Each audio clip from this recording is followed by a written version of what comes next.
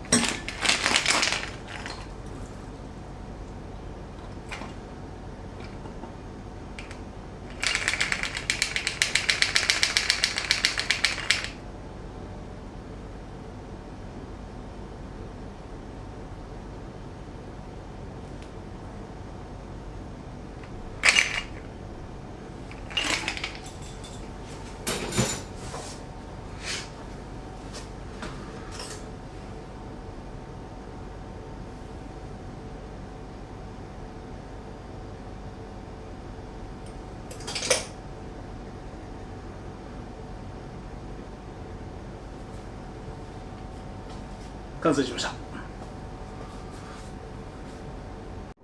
グラスホッパーは直訳すると芝を跳ねるもの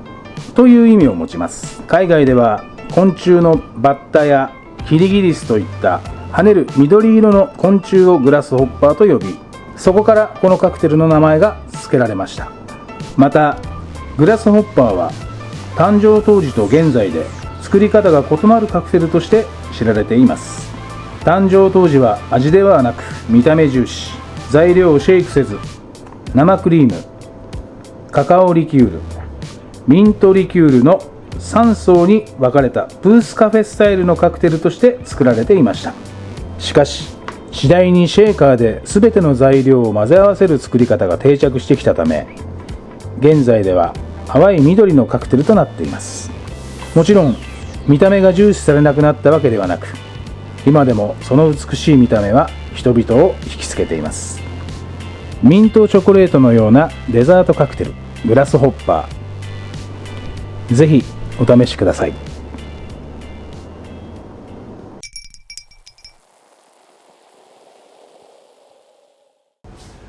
でテイスティングしたいと思います。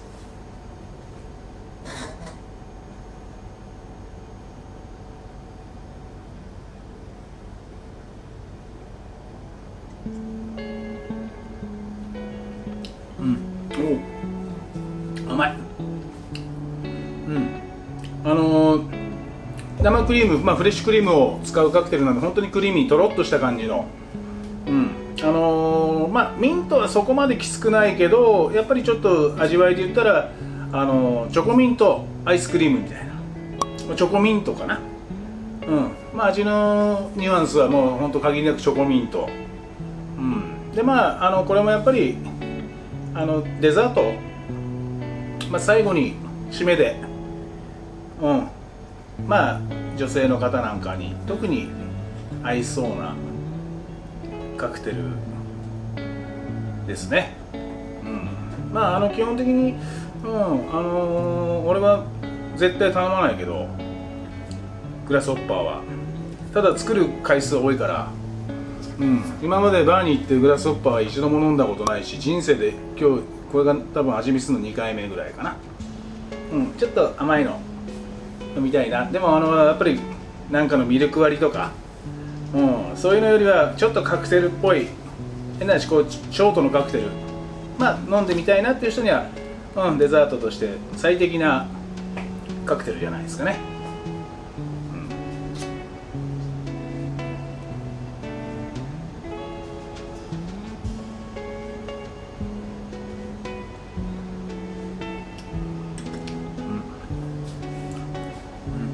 甘い。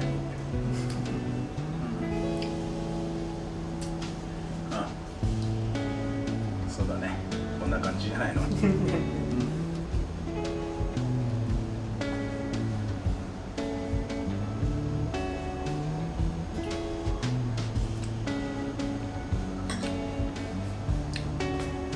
ちそうさまでした。今回は、グラスホッパーをお作りしました。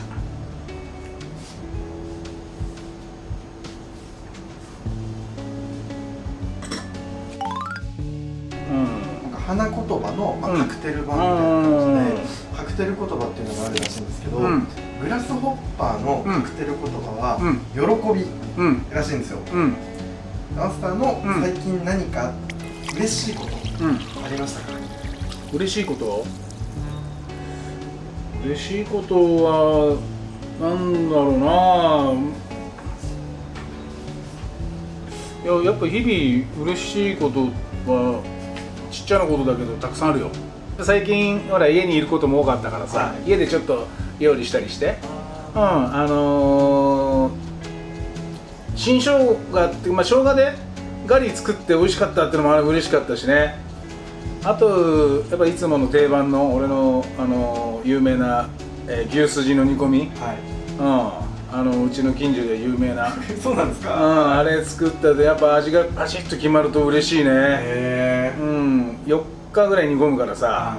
で最後カレーにしちゃったりとかしてさ、あれもうほんと嬉しいね。ああいうのはね。近所の人に配ったりするんですか？配らない。配らないですよ。多分匂いでわかんじゃないかな。また作ってんなみたいな。